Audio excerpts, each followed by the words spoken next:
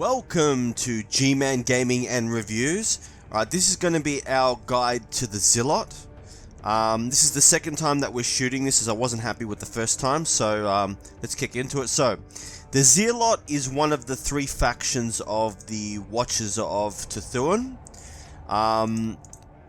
Some important notes about the Watchers of Tuathan is that they have a passive ability, which means that the Watchers of Tuathan, the Watchers of Tuathan defend themselves using cards that create barrier, and the amount of barrier that each card creates is normally based on a percentage value based off the armor of the archer class, which is what I call the Watchers of Tuathan, right? So, so this class uses barrier cards to protect itself from taking damage. And so one of the important things about playing this class is making sure that your armor value is as high as it possibly can. Now in part 3 of the guide I will discuss runes, but at the very beginning of the game when you play as the Zealot or any of the other Watchers of Tuathan faction, what you want to be doing is buying an Ethel rune from the blacksmith if you can, to boost your armor.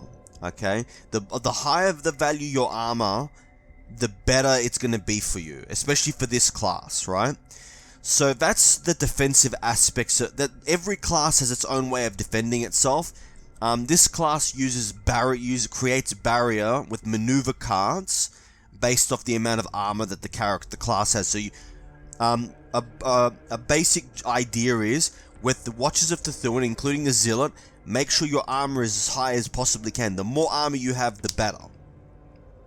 Not only is it better for the fact that the more armor that you have, the higher the amount of barrier you can make, but the more that armor that you have, the less damage you will take from attacks. So that's really important with this class. Now, the other important aspect of it is how this class actually works, right? So, like with all the archers, this class has arrows. A lot of the arrows, a lot of the basic arrows cost 0 energy to use. So this class tends to focus on using lots of weak attacks. But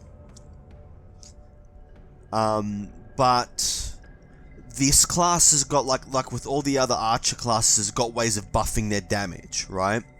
So overall, this class is similar to the way the Sentinel plays. I believe the Sentinel was the very, very first... Oh, wait, not that. The Sentinel was the very, very first... Yeah, the Sentinel was the very, very first of the archers. Now, some discussion here about... We've got a passive skill here that this class starts with, called after using a maneuver or quiver, gain 50% damage for the next hit. It is good, especially when you combine it with the class's ultimate ability, but it's just icing on the top. It's not really the main thing as to why this class is good, right? The important thing about this class is the ultimate ability.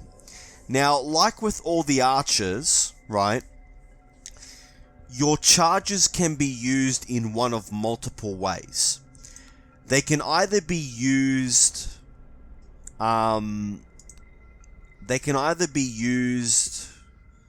to draw arrow cards with the arrow bag cards. Is that the passives? No, we want to go to heroes, not passives. Hang on, cards. There we go. So, okay, it doesn't. Okay, like for instance, these cards here. You'll notice that, like, if you look at this one, it has that little 6 symbol. That means it costs 6 charges to use. So basically this class has got arrow bags, like the rest of the archer classes do, which means you can actually use up your charges, a certain percentage of them, to draw more arrows. Now, I have to admit, with this particular class in particular, I really don't bother with that unless I absolutely need to get rid of a monster right there at that turn, right? But there are some times to use charges. Now, normally with this class, so the way the ultimate ability works is that you go from either 0 to 15 charges, right? And once you get to, I think 15, so if you're at 15 charges, that means your ultimate ability is at ×4. That means is that when you use your ultimate ability, you draw an elemental arrow, which is way more powerful than a regular arrow, and it costs 0 to use. But the amount of damage that it does is based on the number of charges. So the maximum number of charges that you can get is 4 times if you've got 15 charges. So if you actually use the ultimate ability to draw an elemental arrow when you're fully charged, that arrow is going to do 4 times damage than it normally would have if it was, I'd say, much less charges, right? So that's why it says, if you look at it, Zealots focus on shooting rarely but lethally. So in other words, as opposed to the Sentinel's ultimate ability, which is to just generates a crap load of hits but weaker ones, this class generates less hits, but the elemental arrows are much more powerful. All right. Now, the way that the ultimate ability is charged by this class is by discarding cards. So to be specific, what that means is if you have cards in your hand, right, and you end your turn with those cards in your hand, for every 1 card that was in your hand that you didn't use, you get 1 charge, right? From 0 to 15, right? And so in other words, this particular class charges its ultimate ability by discarding cards. Now, this does actually work with certain cards. Like, for instance, if I have a look here at the factions, what are we looking for?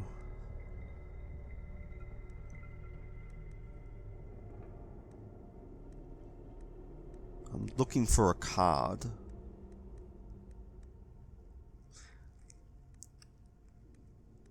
For instance, right, if you have, yep, so you'll see how,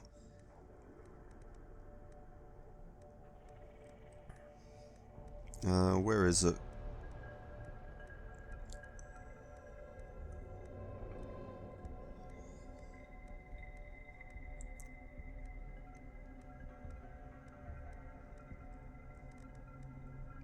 Okay,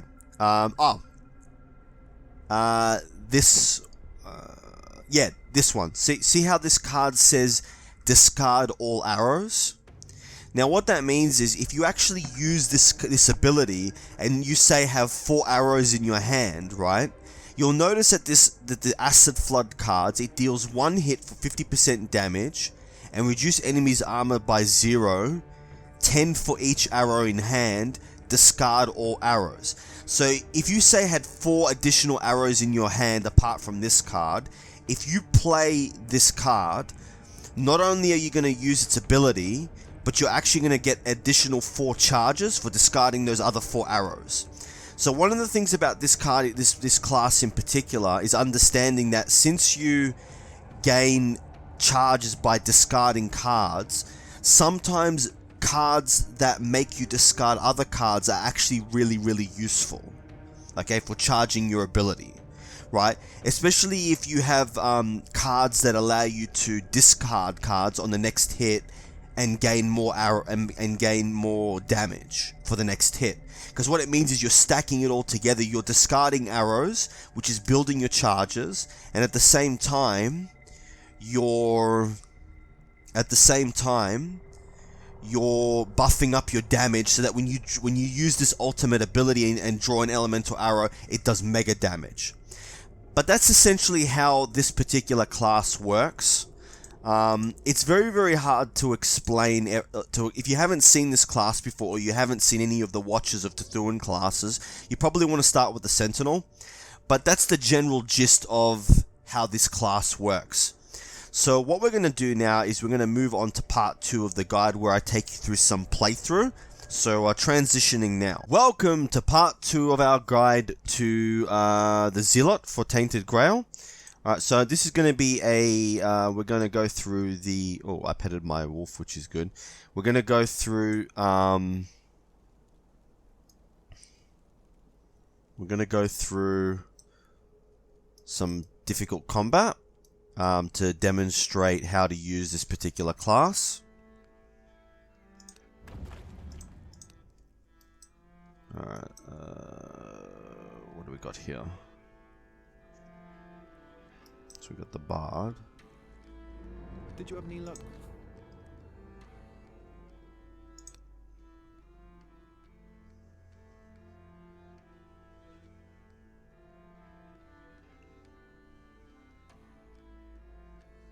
Interesting.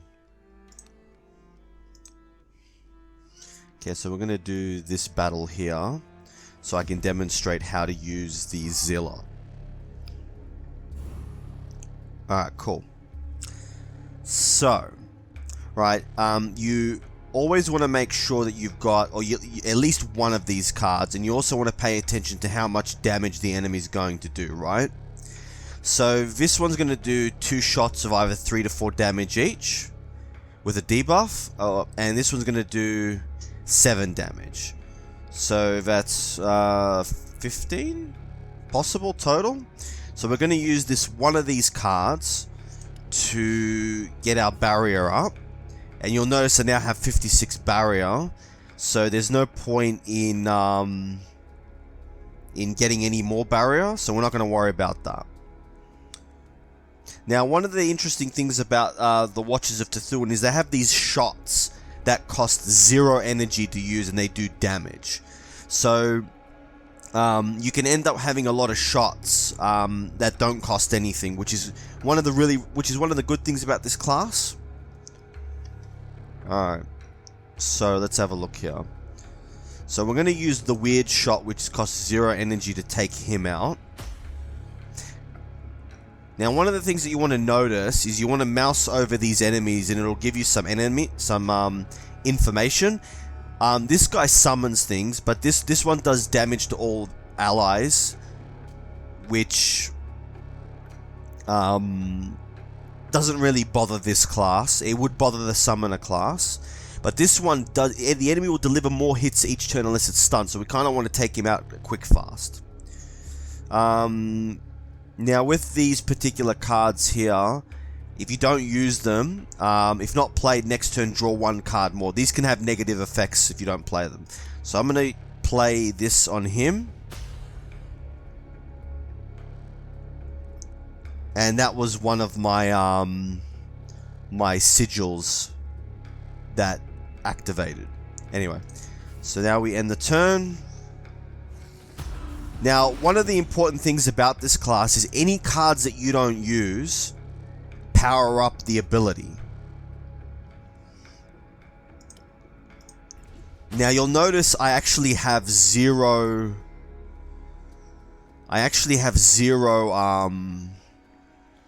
shield cards, which is kind of bad, so that wasn't good either. I need shield cards. Ooh, very, very nice. Gain 25 armor. Play this.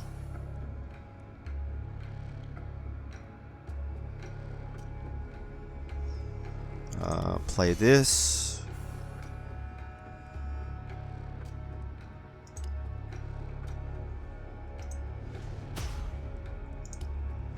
Now, this class often has something called the smoke shot.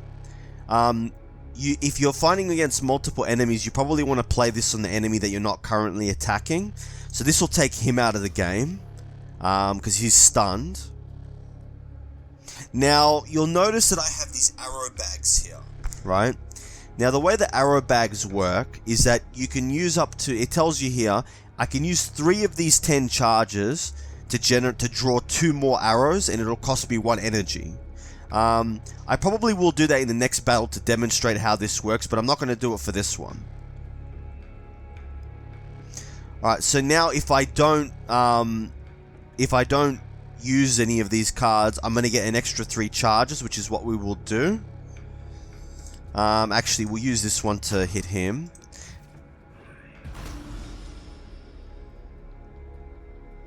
Now, we've got no defensive charges.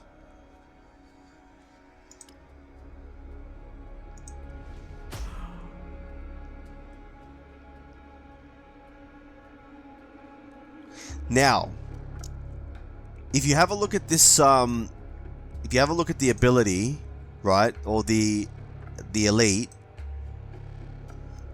draw 1 random element, discard any card, right? So what I'm going to do is, he's got a lot of ammo. So what I'm going to do is, I'm going to use this card to discard these arrows, right? Now what's going to happen is, I'm going to gain 120 damage for the next hit, and increase damage by 30. Now the reason I'm going to do this is, by discarding these cards, I'm actually going to draw more charges. So if I discard 3 arrows, I'm going to get maximum charges, and I should be able to take out this enemy in a single turn.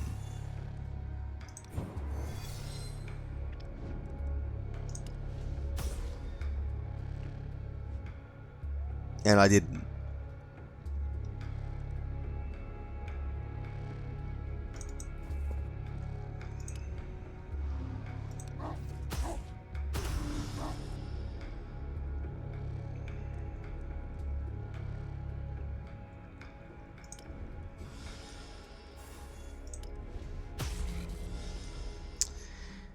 Alright, so, and that's pretty much how this class works. You build up charges by discarding... You build up charges by discarding... like I said, you build up charges by discarding... by discarding cards, sorry, not just arrows, discarding cards.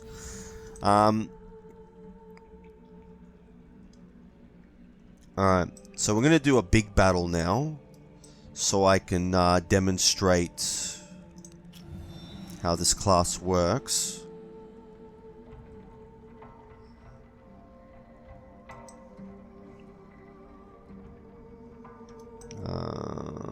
Where is...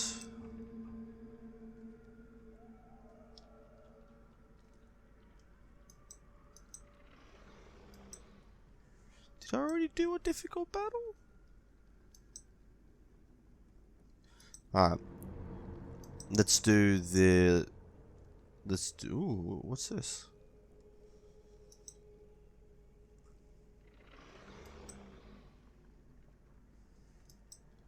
Okay, let's do this guy.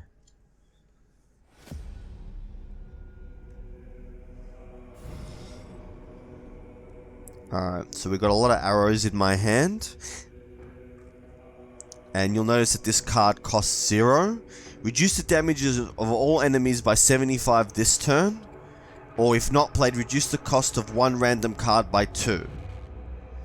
So you'll notice that he's going to do 27 to 32 damage, and that's going to do 6 to 9. So if we use this, I should get enough barrier. Just enough barrier.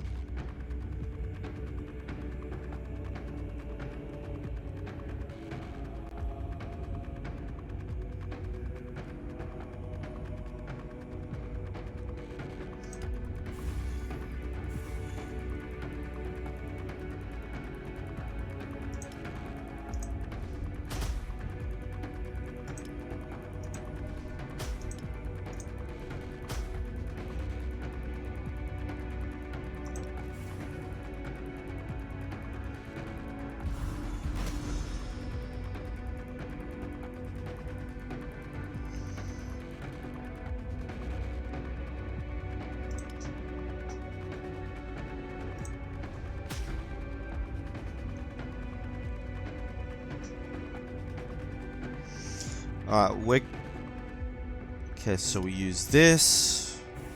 So you'll notice that I'm getting crap loads of barrier because my base armor is being increased, which is actually really, really good.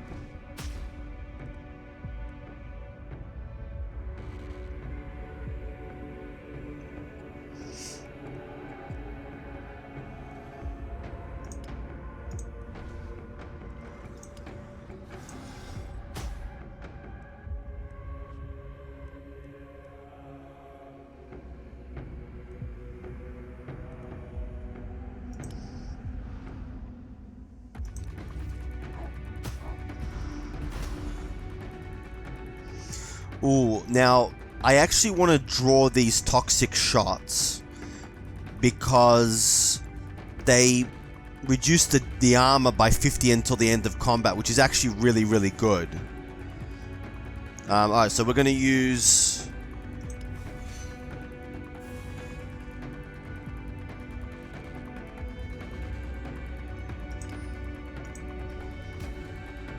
Okay, that's going to reduce his armor.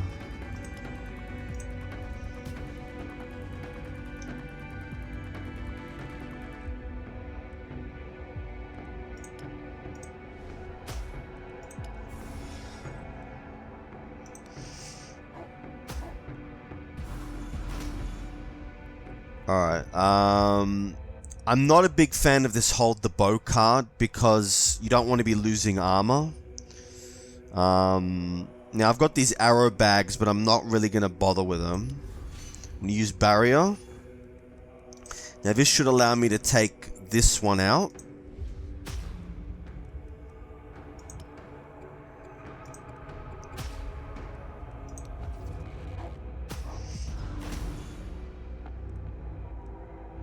Okay. So let's use feint again to... Now he's going to use a weak attack and buff. So one feint should be enough. Now what does this do? Stun an enemy or gain 10 barrier.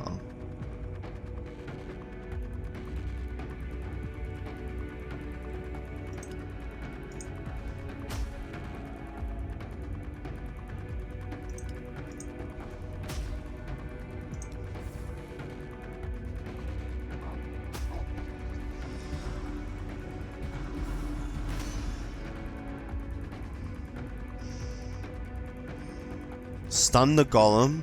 I don't really want to use these cards because I don't want to lose armor.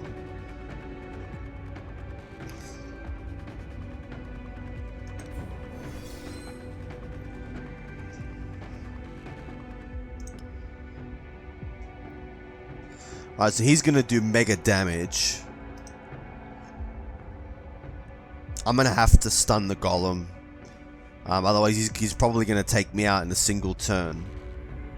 See, because he's going to do 64 to 78 damage to all enemies. So we've got to do something.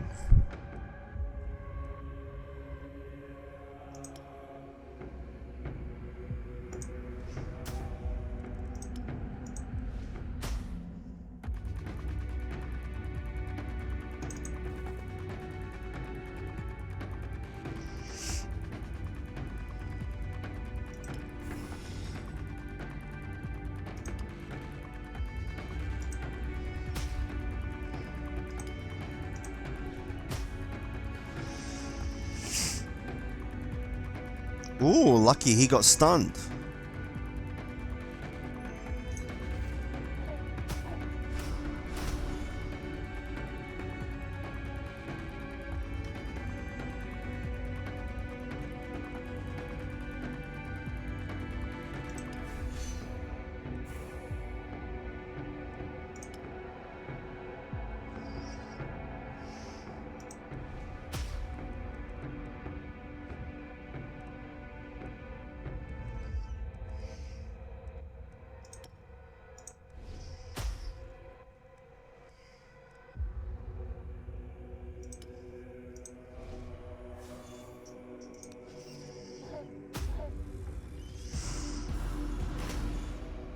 He's doing mega damage, but we've got the...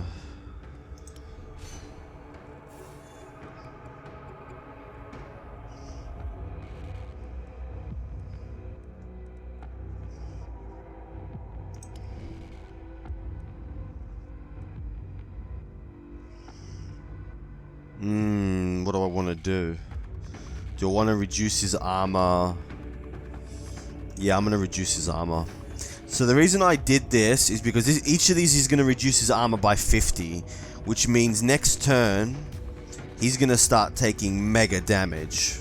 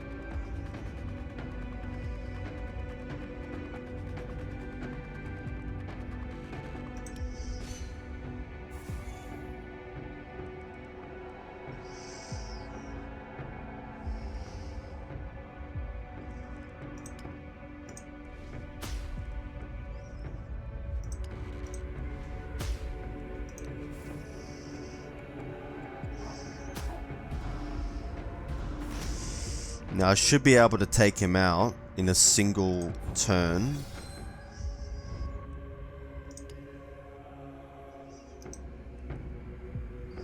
This turn gain 100 damage. It's worth it. Woo!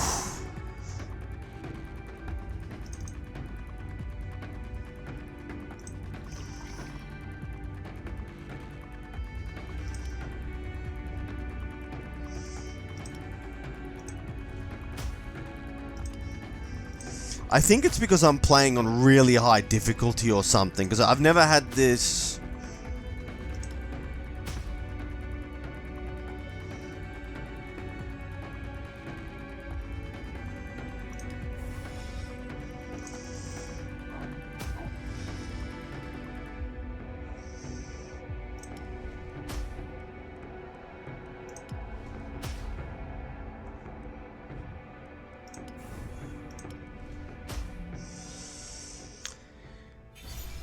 I think this is on 4 difficulty. Okay, well anyway, this is how this character works, right? So it's pretty darn simple.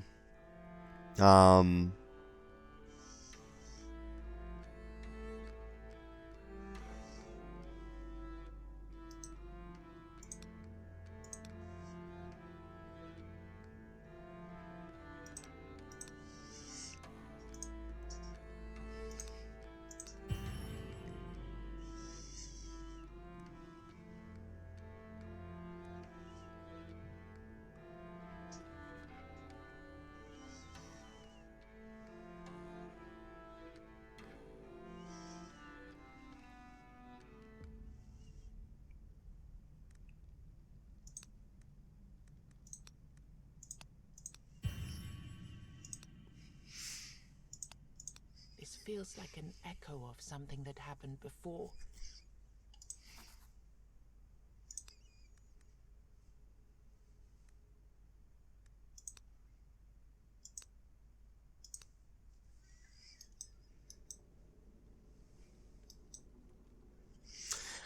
Alright, this was G-Man Gaming and Reviews. What we're going to do now is transition over to part 3 of the guide. So transitioning now. Welcome to G-Man Gaming and Reviews. This is going to be part 3 of our guide to the Tainted Grail Zealot. I'm starting with... I'm actually shooting this bit first, but I'll actually shoot the previous bit later on. They'll be in sequence, so don't worry about that. So... this is the part of the guide where we have a discussion about runes for the Zealot.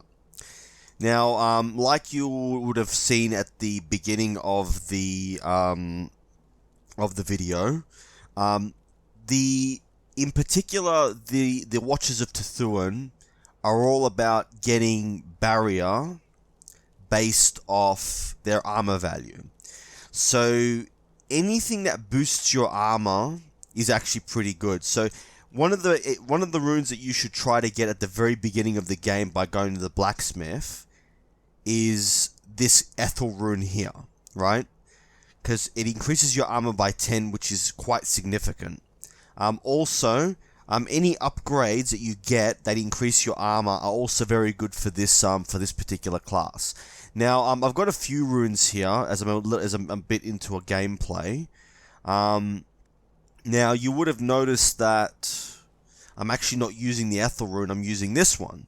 Your barriers are 50% stronger. It turns out that barriers being 50% stronger are actually better than just the 10 armor. But still, yeah, so that's pretty much it. With this particular class, you really, really want to focus on runes that increase your armor.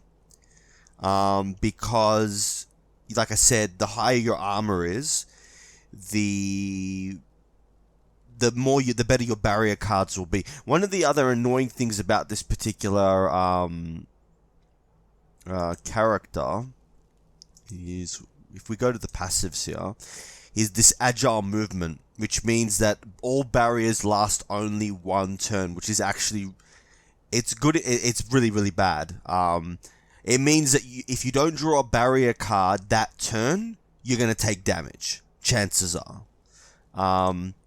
But yeah, that's our discussion. That's our discussion for runes. This was G-Man Gaming. This was G-Man Gaming Man Reviews. Please like and subscribe, and thanks for watching. All right, bye.